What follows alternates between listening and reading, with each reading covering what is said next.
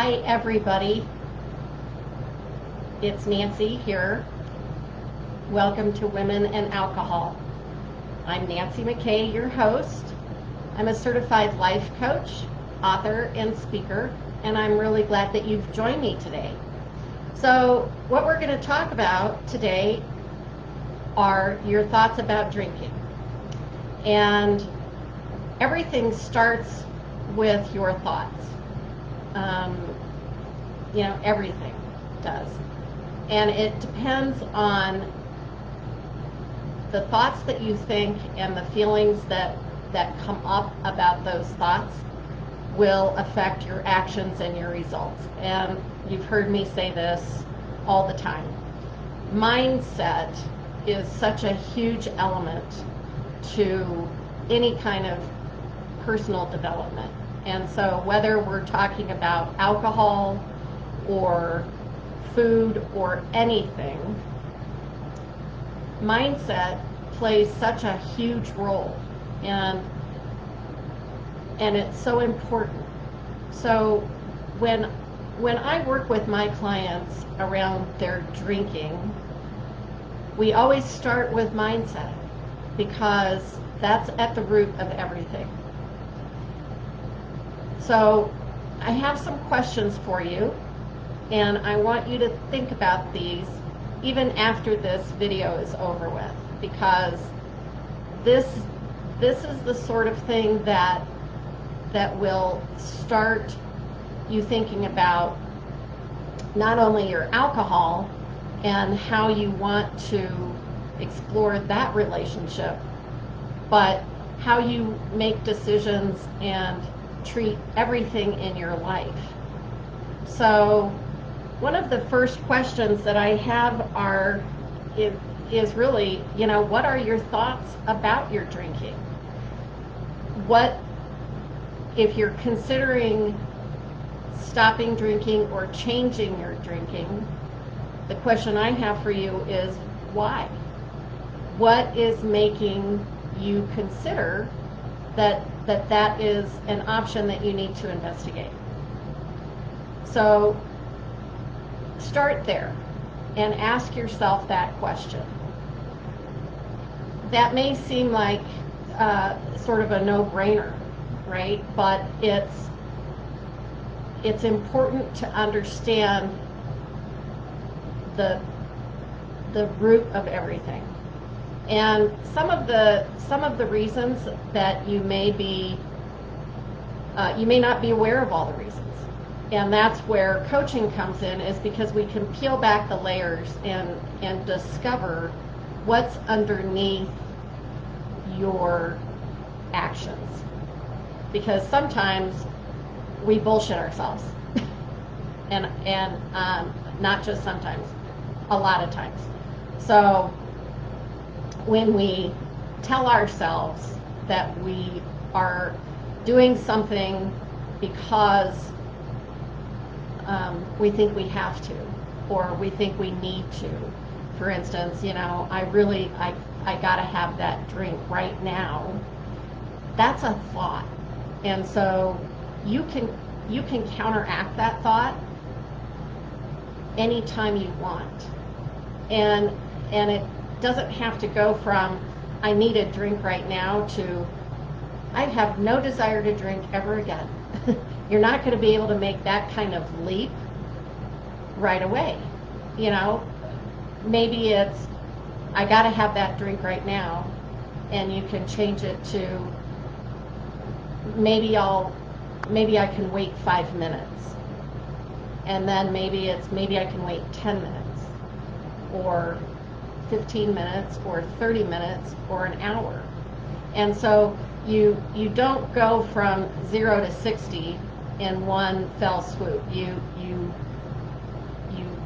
can change your feelings and your vibrational energy one bit at a time, so that it's not a do or die type situation.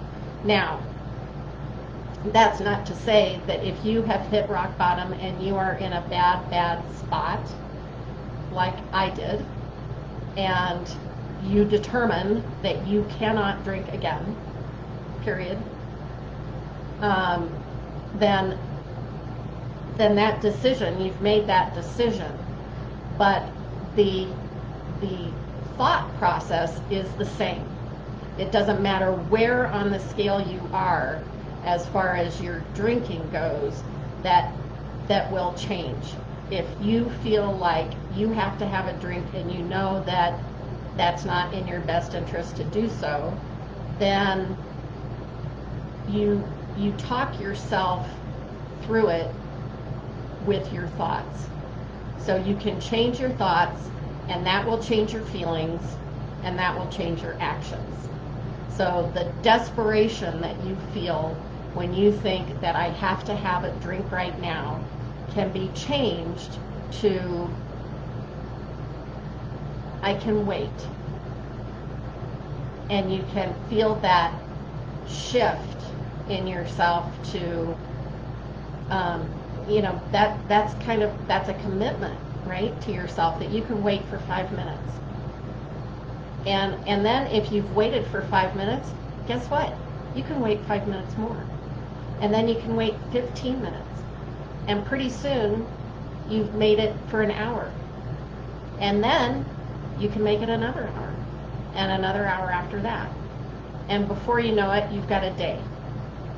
So, and that's huge. That first day without a drink, if you drink like I did, that's huge. So, now, if you're not in that situation, if it's not alcohol that is causing you a problem, maybe it's food or gambling or Netflix. It all starts with a thought. So really sit down and think about it. Write down when you feel yourself reaching for a drink or for a donut or for the remote, ask yourself, what am I thinking here? What thought is driving this action? Because the thought is creating a feeling that you feel needs to be not felt. And that's the bottom line. You are trying to avoid feeling what you're feeling, and so you're going to do something that will make that feeling numb out. And it can, like I just said, it can be alcohol, food, Netflix, whatever it is. It's all the same, and it all starts with your thoughts. So then the other thing that I want you to think about is when you think about changing your relationship with alcohol or food or Netflix, what's behind that? Why do you want to change that? So, usually it's because it's causing problems in your life, right? If it's alcohol, that can wreak havoc in your life. It can ruin your health. It can ruin your relationships. It can ruin your career. It can ruin all kinds of shit, right? So look at what is causing and what are the effects of your coping tool, because that's alcohol, food, Netflix, they're all coping tools. So what is that coping tool doing to your life? And really, how's that working for you, right? That's the next best question, is how's that working? Because chances are it's not working too great. If you find that your relationships are suffering, your job is suffering, your health is certainly suffering, then you need to ask yourself, why am I doing this when it is no longer serving me? Okay? So there's another question for you. And then the next one is, what could you gain by changing that behavior? So, you know, if it's alcohol, you're going to sleep better.